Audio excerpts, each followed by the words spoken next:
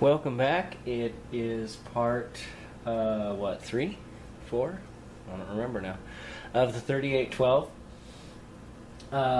My parts came in on Thursday, and I went ahead. I've been working on, you remember the 624 I was working on too. So while I was waiting for parts for all this, I ended up working on a power supply for the 6-volt set, and I guess I'll go into that really when I do the next video on that one. But just a quick note so you can see. This is the design I came up with. I guess you can't. Anyway, I've already built it and it works. So the only thing is, this is the point. Once I got it built, that I realized, boy, you know, I wish I had an oscilloscope because I would like to see how clean the power is coming out of it. It uses some pretty big filter caps, so we'll see. Anyway, I'll get into that with the 624, but that's what I've been working on all week. So I went ahead and, like I said, I got the 2 resistors I was waiting for. I put them in just a few minutes ago, actually. So here we go. Here's the 4000. It's a half-watt carbon. One thing I noticed about this particular brand is that they always tend to run a little bit. I mean, they're in they're silver, so they're 10%. Excuse me, but they do tend to run just a smidge high. So, being that this is supposed to be 4 mega ohms, I put in a 3.9, and when I measure it, it comes out to 4.095 or something. So it's right there where I want it anyway. I mean, I know we can, go 20%, but I kind of like to try to stick to the numbers. And here down here is the replacement for the 51. I don't know why that's not focusing. There we go. So there's the 51. I replaced it with a 50 because, of course, 51 doesn't really exist anymore. And so we're good to go on that, and the caps are in. The only thing I haven't put in yet that I meant to is a fuse. I got a fuse holder and some 3-amp fuses. I want to put this, there's a hole already in the chassis behind the speaker. I want to put this up here. I'm going to have to make sure that I can run the power wire, close to some of these components without causing a hum, but we'll find out. But the problem was that the screws I thought I had shorter screws, nuts and bolts, but anyway, it'll sit here because it's close to the power there, and just disconnect the hot wire and put it through the fuse. Oh no, I forgot what I was going to say. So, couple of things that I ran across when I was working on this. I ran across this a writer sheet looking up another radio, and I happened to catch this quick blurb on this particular page, and now I can't remember which writer's catalog it was. I don't think it's actually on here. It just tells me the page 10.3. Or maybe that's catalog 10, page 3. Anyway, but saying here in run for the 3812 in run 3. Remember, I'm kind of good at picking up these things. So here we go. In run 3, it is important that the following leads be dressed in order. And I'm sure you've heard other people talk about dressing, but one of the main reasons why things can get really messy inside of a chassis is because that's the way they have to route wires in order to prevent interference and hum. I've seen some pretty interesting wires getting all squiggly inside. But anyway, so one of the things that they wanted to discuss, let's see, the green wire connecting the diode of the 75 tube to the second IF transformer, it needs to be placed as far as possible from the filament prongs of the 75, which actually somebody had done, I'm assuming at the factory. This also gives me kind of a clue that this is past run, that this is beyond run 3. So this wire here needs to be as far away from the, I need to get me some of those orange wood sticks, from the filament down here. So, well, the focus on this is so sensitive again today. Oh, it thinks it's nighttime. Isn't that interesting? Okay. Okay, now it doesn't think it's nighttime. Alright, well, gotta love cheap cameras, right? Okay, so, yeah. So that's one thing. The other thing that it says in here is that the brown wire connecting the 51,000 ohm resistor to the high side of the volume control should be dressed under the coil of the second IF transformer. It sort of is. It's this wire right here. And we'll see if there's any hum. If this goes to the high side here. It says under the coil, but I don't know. It doesn't say underneath the terminal strip here. So, well, anyway, we'll find out if it hums. If it does, then I don't know. I don't want to get it too close to some of these higher voltage items. One of the other things that this says in here is, where are we here? Ooh.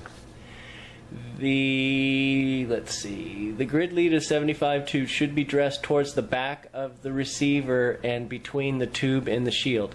One thing about this I noticed is, I'm assuming what they mean here is, I think they mean that this, I'm thinking they mean that this wire here, oops, good if I wish, because this is where the 75 goes, but I think they want this moved from here to here. I'm not quite sure, and I was going to move it, and I just, totally forgot until I was, until I was about to do this video here. So what I did was I also cleaned out the tube sockets. I use, I got this tip from John. I use pipe cleaners. I get the large pipe cleaners. The only problem that I've been having with lately is, even though they're cotton, but I guess I got to really clean them off well before, because I keep getting little bits of cotton down and all stuck in there. They do a really good job cleaning, but I don't know. I kind of wish we had giant dental floss or something. But anyway, so I cleaned those out. They were kind of dirty. I mean, this set wasn't that bad, but and then I blew them out because I had cotton everywhere, and then I had to take a pair of tweezers and get more cotton out. So I've got the tubes out, and I figured we'd go ahead and put those in. And then let's fire it up and see what happens. I hope I don't have that horrible popping sound that I had before. Okay, so this is the 6A7 oscillator tube, so we'll go ahead and put that one in there. And then the 78 tube. I also cleaned these pins off, by the way. So we'll go ahead and put the 78 tube in there. Cap on that. Channel wire out of the way. And 75. Let's put it in correctly. I don't know if you guys noticed or not, most of these tubes are actually philco, with the exception of the Tungsol 75, which I actually may have swapped this out because when I was doing the 610, the 75 tube, as you remember, was bad. Or was it the 78 tube? Now I can't remember. But I think the 70, it was either the 78 tube was bad and the 75 was really weak, or vice versa. One of the two. I know that I replaced both of them. So this may actually not have been from this set. I may have mixed the other one because all the tubes that were in here tested almost brand new. So I don't know if they were original, and maybe this set didn't get used very much. Although I guess, I don't know, because sometimes these things, a lot of times these radios, especially the cheaper ones, because this was not this is not a high-end radio, this was a cheap radio. A lot of times these things didn't come with tubes, especially in the more so in the early 30s. But I've seen advertisements where they put them on sale and it would say with tubes. But for the most part, these things didn't come with tubes. So sometimes people didn't necessarily buy all the all philco tubes. Tungsol made really excellent tubes. They may have bought those. This one here is the 84. This is a National Union. I know that this came from this radio because I don't have anything else that takes an S6Z4/84, especially if it's got the 6Z4 number on it. So anyway, I put the rectifier in. I guess it would help to put the shield on. So they want the wire sandwiched between the... See, I think this has got to go on the other side because they want the wire sandwiched against the tube itself, and that... Why doesn't this want to go on? There we go.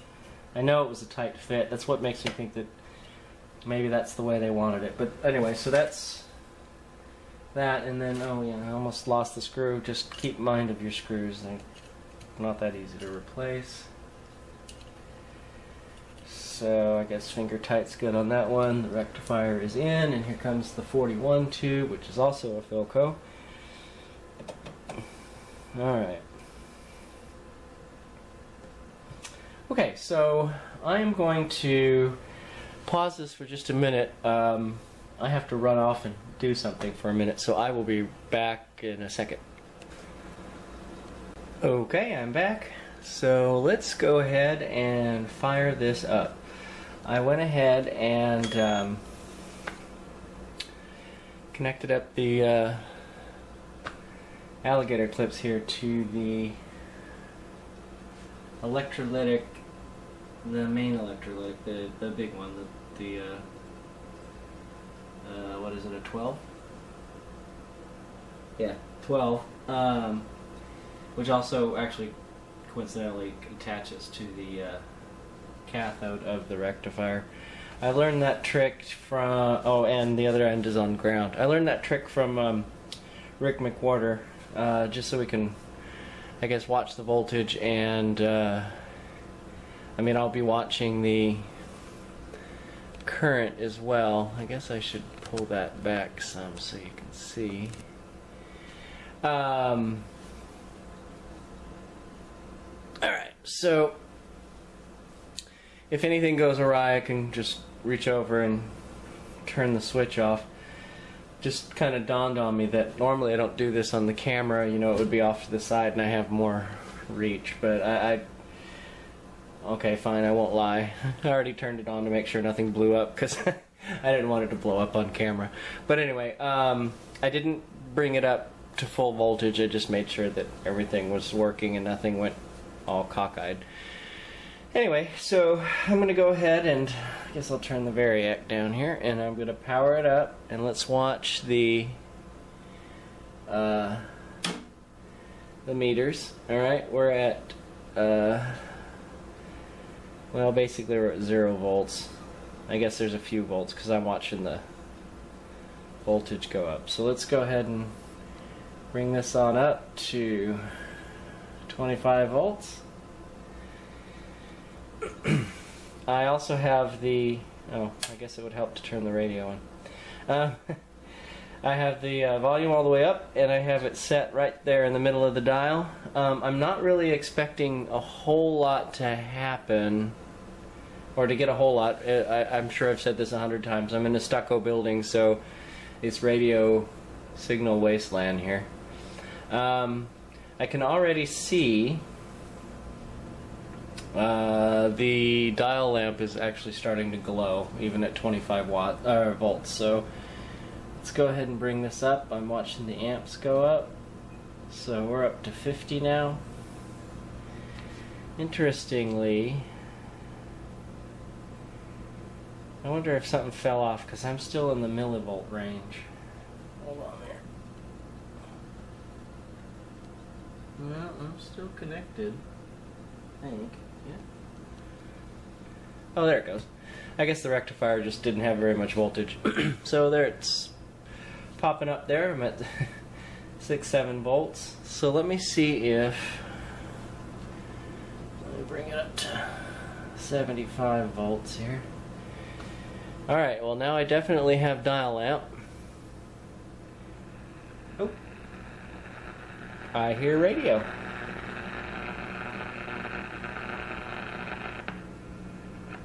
Oh, that's interesting.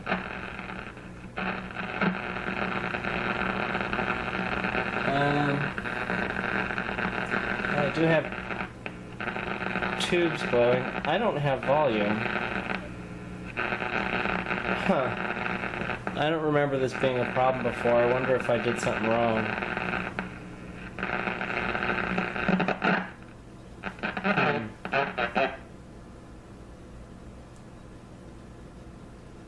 See, this is what was wrong with it when I first got it.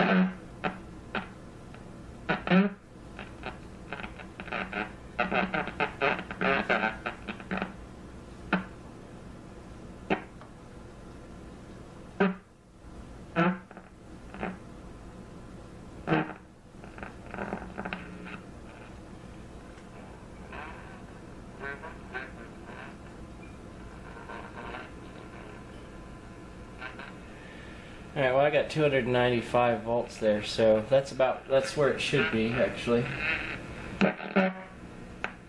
So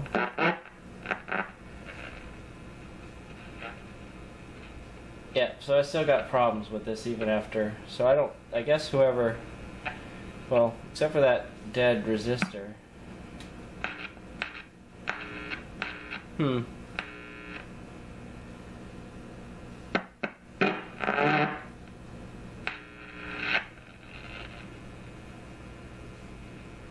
Alright, so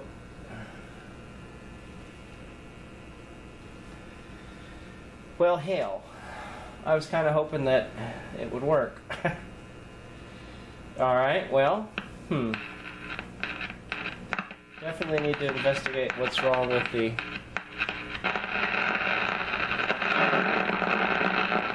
maybe it's just the volume control bad. Alright, well, there's no reason for me to leave that running.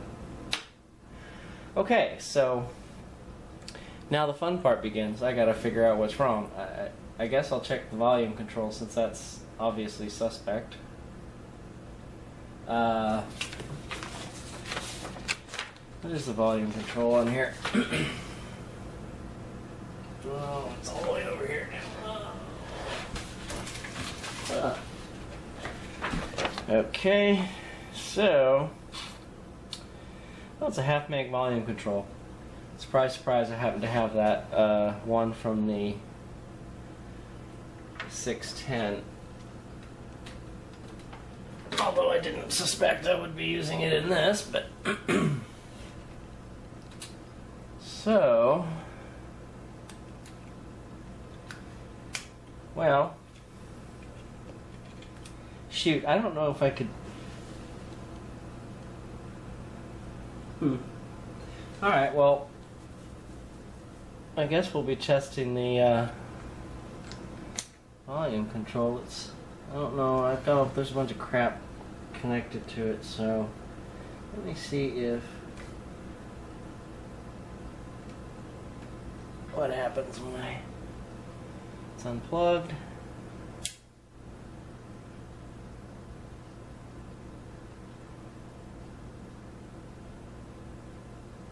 Well, I'm getting nothing. I am on ohms. Just in case this is being stupid. Do I even have... Well, that's interesting. I'm not even getting any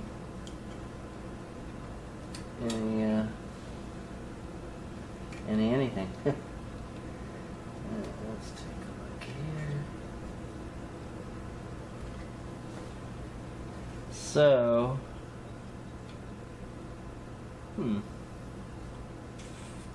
all right. Well, I guess I have to disconnect some stuff. So, well, at least we know the switch part's good. Okay, so I guess the next video I do on this will be about the checking out the volume control. That's kind of a bummer. Anyway, alright, well, here we go, the end of this video. So I'll go ahead and upload it, and you guys will, I guess you'll enjoy watching the radio not work. Anyhow, I will talk to you next time, and most likely, hopefully tomorrow. Shoot, I was kind of hoping this would work so I could wrap it up, and I have to say, for some reason, I'm just all excited to dive into the 624. I don't know why. Considering, well, maybe because I spent all that time on the power supply. Anyway, so I'll talk to you guys soon. Thanks for watching.